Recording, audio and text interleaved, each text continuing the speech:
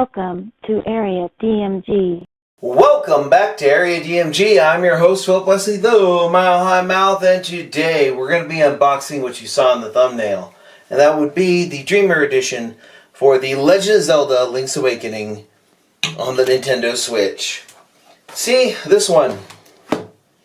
Yay! Oh, real quick, make sure that you hit that like button, hit that share button, hit that subscribe button, and ring that little bell so you're notified whenever we have a brand new video here on Area DMG. And let's get down to business to unbox this thing. Okay, here's the top of the box. This is the US edition, which only comes with the game and the art book. The one in Europe came with a little metal case that made it look like a Game Boy. Not a big fan of steelbooks, but okay. Yeah, there's some stuff, a little bit, pretty much like a little bit about the game. You know, rating, a little bit of stuff, you know. Far from Hyrule. They're squishy. Yay, squishy. But yeah, let's go ahead and, okay, here. Make sure that these are all, okay, we got that. Ooh, look, there's a little owl there on that. It's kind of cool. And let's just shovel these out. And here's the game. Here's the empty box. Hold on.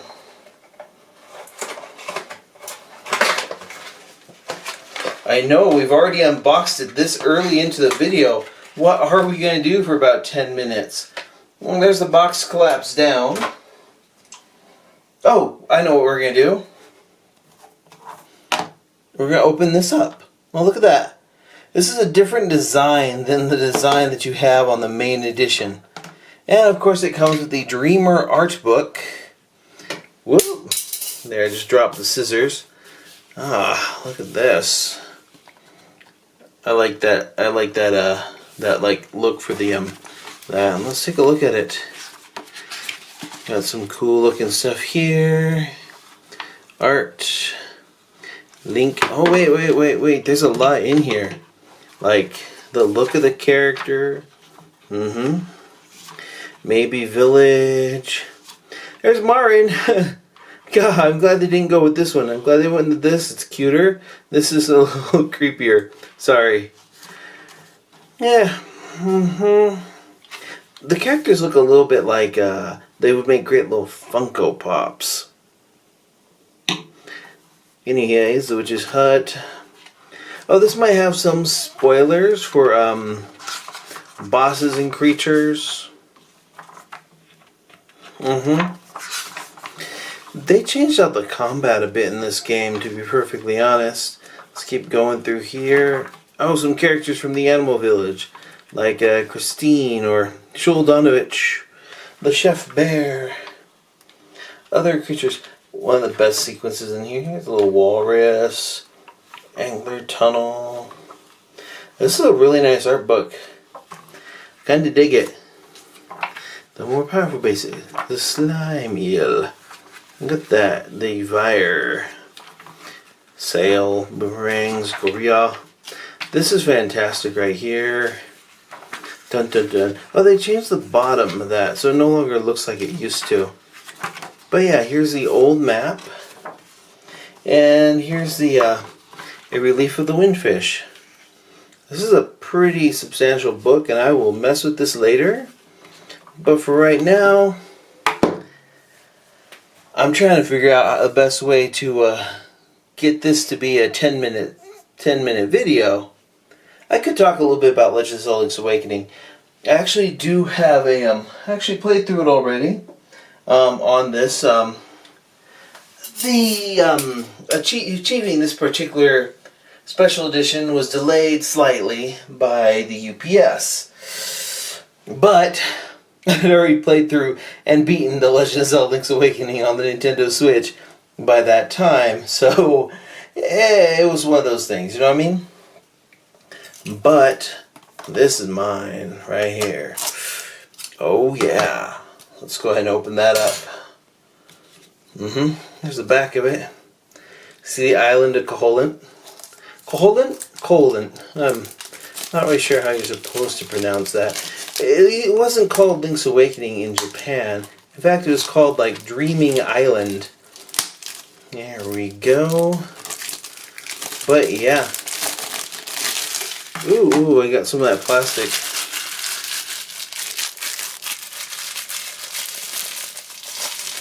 You hear that, right? Yay. Let's open this up. Okay, the normal edition has like a sequence in there, whereas this one has a map. That's a big difference right there. Kind of like what they do with like the Legend of Zelda Breath of the Wild, where the special edition had a completely different background and everything. Same happened with the Cave Story with the initial printing. But yeah, here's the entire island of Koholint. You can see the egg. You can see that. And then of course this little thing here. And that. Yay! Of course, the main event of the game, or the main fixture here, is a physical version of The Legend of Zelda Link's Awakening. Yay! It tastes like bitter dreams.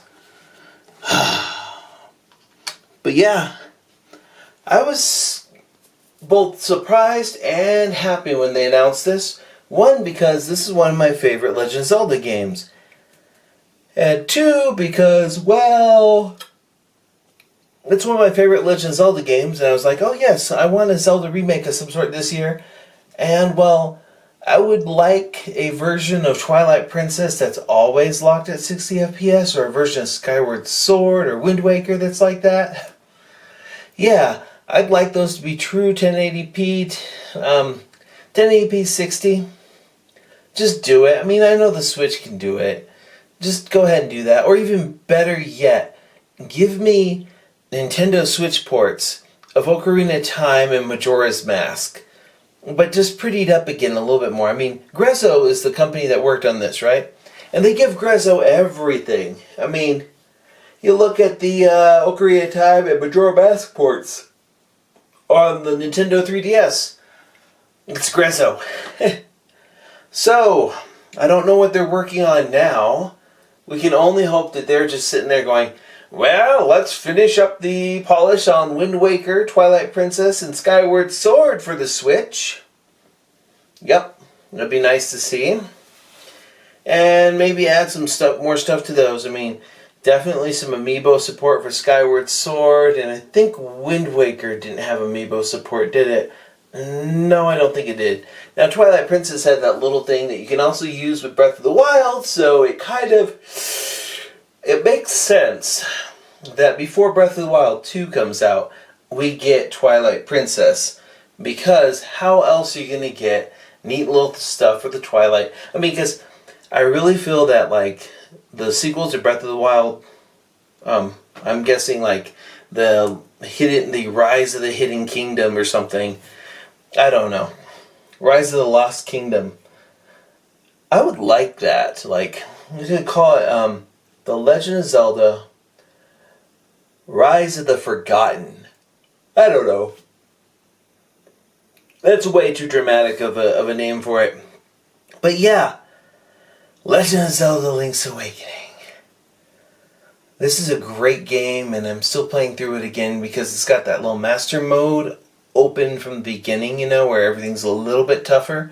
I really haven't messed around with the little chamber stone thing. Instead, I just played through the game, beat it, you know, like, yep, they really did some things to The Legend of Zelda Link's Awakening. There's some stuff there that I was just like, Now, some people were complaining about, like, item management, right? But no, they made that easy. Now I use my shield all the time. I didn't used to, but now I do.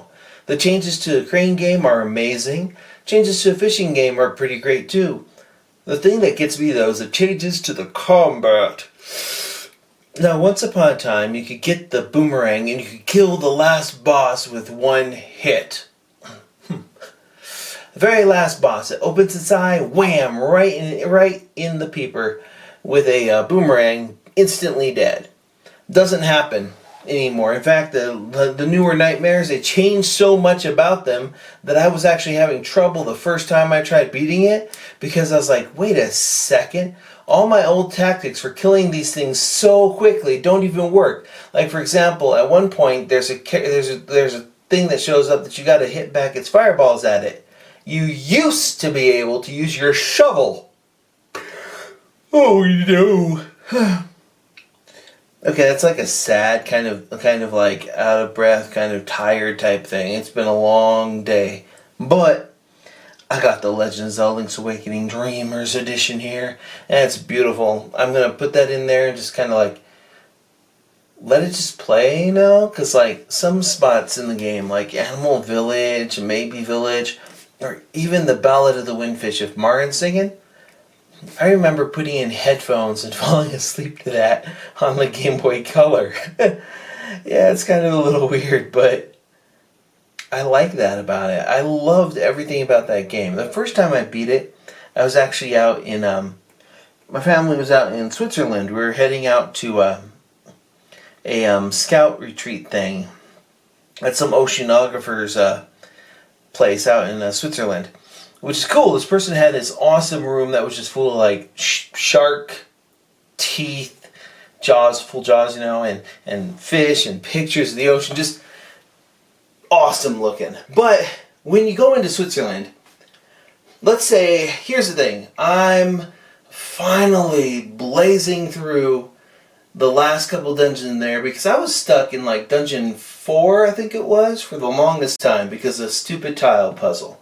Anyways, oh god. Eagle Tower was another one. The last dungeon was a piece of cake, sorry. It just was. Anywho, I'm just running around, almost done with the game. I'm like, I'm gonna beat the game, it's gonna be awesome, I'm gonna beat the game. And then we slowly start crossing the border into Switzerland. And if you've ever been to Switzerland, let me tell you about Switzerland. Switzerland feels like they're all settled in what looks to me like the largest unactive volcano ever. There are mountains everywhere along that border. And instead of going up over the mountains like we would do here in the United States for the most part, they are like, we're just gonna go right through, and it's a long series of tunnels with bad lighting, kind of like if you were driving up through, say, Whitaker, Alaska. Look it up. That's got like a tunnel right through a mountain, and it's a one-way. But no, these are like pretty nice little highway things, but no lights. And once upon a time, the Game Boy was not a backlit system. So I missed a whole bunch of the ending because I'm ending this and I'm like, yay, I finally beat it, blah, blah, blah. Watch this ending, it's going to be awesome. Oh no, we're going through tunnels. I can't see what's happening. So I had to go and rebeat it, you know, because I was just like, well, I missed it the first time. Whew. I think the first time I ever played through Legend of Zelda Link's Awakening, I think I died about 14 times. Because there are some pretty tough bosses in there. There's a lot of little mini bosses. But now, I go into the new game and I'm just like, all these bosses, I remember how to kill you. And I do. And it's fantastic. And it's even easier with the new combat. I mean, I'm using my shield for stuff. I don't have to go into the menu, grab my shield, and grab the little...